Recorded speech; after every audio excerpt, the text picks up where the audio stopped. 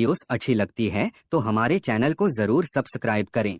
घर में इस जगह पर रख देना, केवल 3 मोर पंख, घर में पैसों की तंगी कभी नहीं होगी। घर धन धान्य से सदा भरा रहेगा। नमस्कार, आपका स्वागत है। दोस्तों, वास्तुशास्त्र में मोर पंख का बहुत अधिक महत्व होता है। वास्तुशास्त्र के अनुसार मोर पंख का घर में होना बहुत शुभ होता है। ये जिस स्थान पर भी होता है वहां की नकारात्मक ऊर्जा को नष्ट कर देता है। शास्त्रों में मोर पंख को सुख समृद्धि का प्रतीक समझा है। यह अत्यंत चमत्कारिक होने के साथ ही घर के वास्तु दोषों को भी कम करने में सहायक है।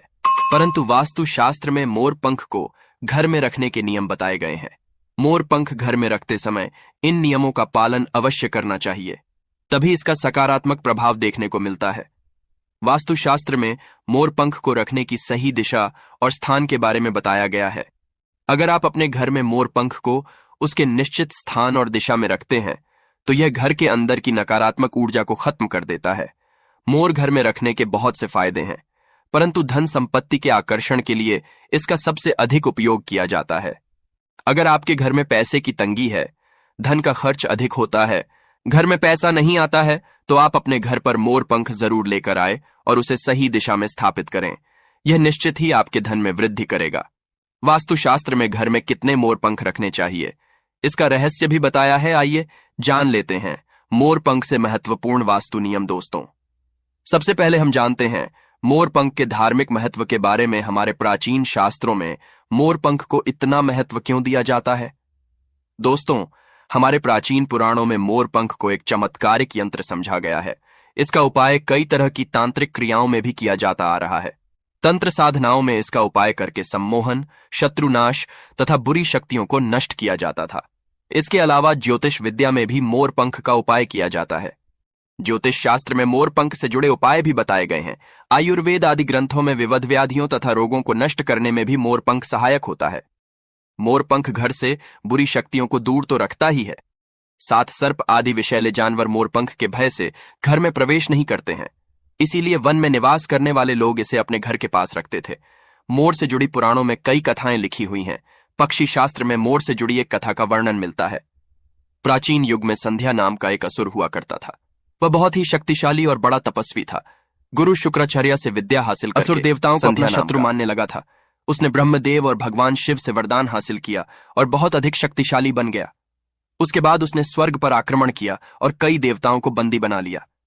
परंतु उस असुर को पराजित करने के लिए देवताओं ने एक योजना बनाई और उसके लिए उन्होंने मोर की सहायता ली।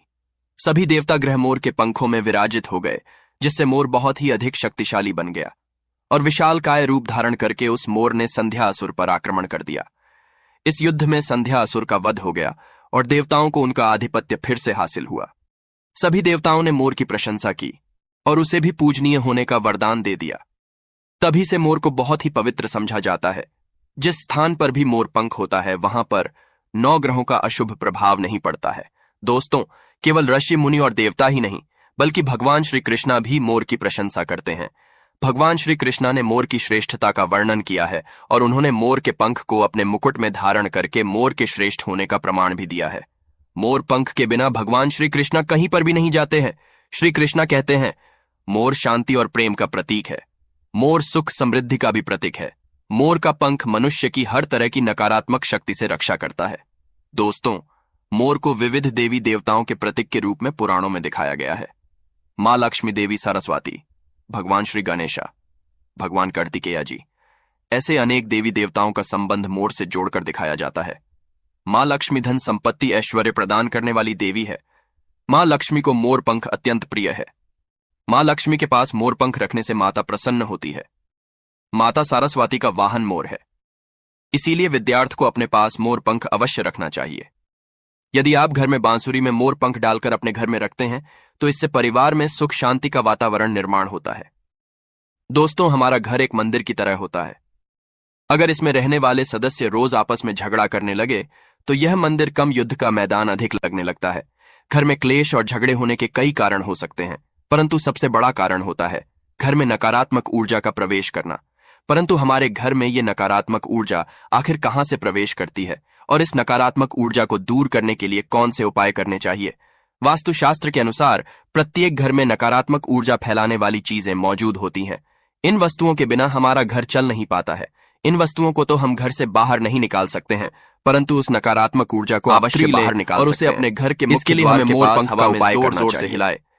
इससे आपके घर के अंदर की नकारात्मक ऊर्जा आपके घर से बाहर चली जाएगी।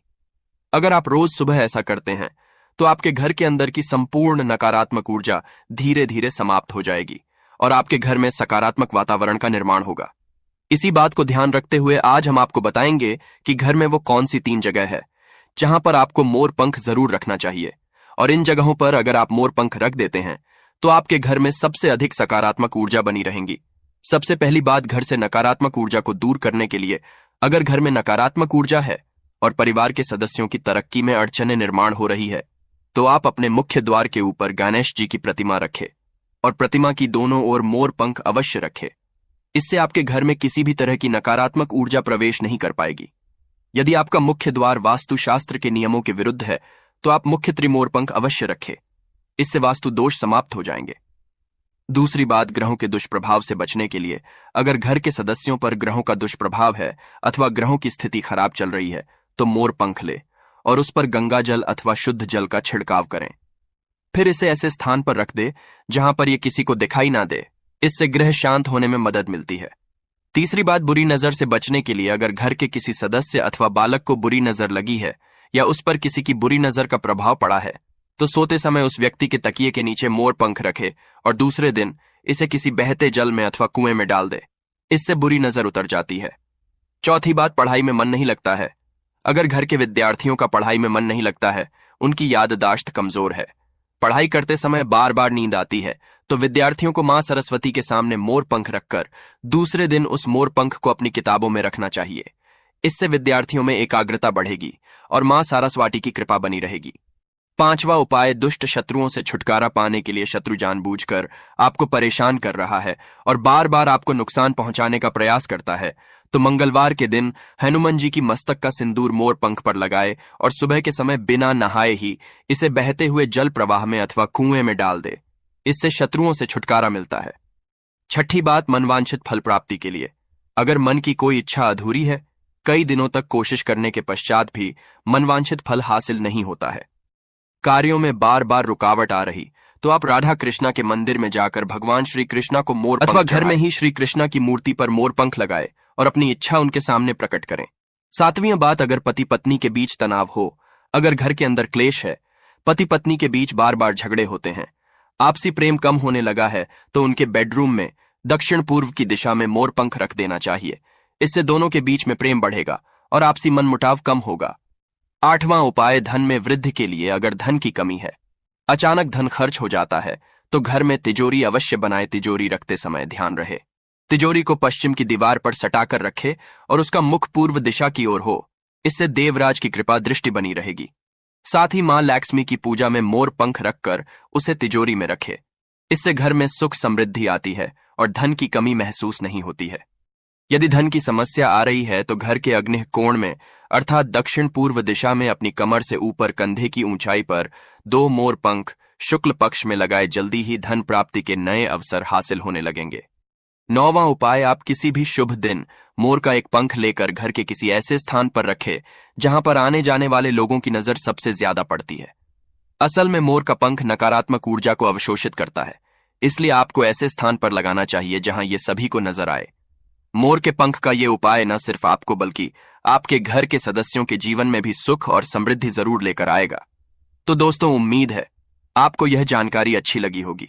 वीडियो को लाइक जरूर करें और कमेंट में सच्चे दिल से जय श्री कृष्ण और जय महालक्ष्मी अवश्य लिखें।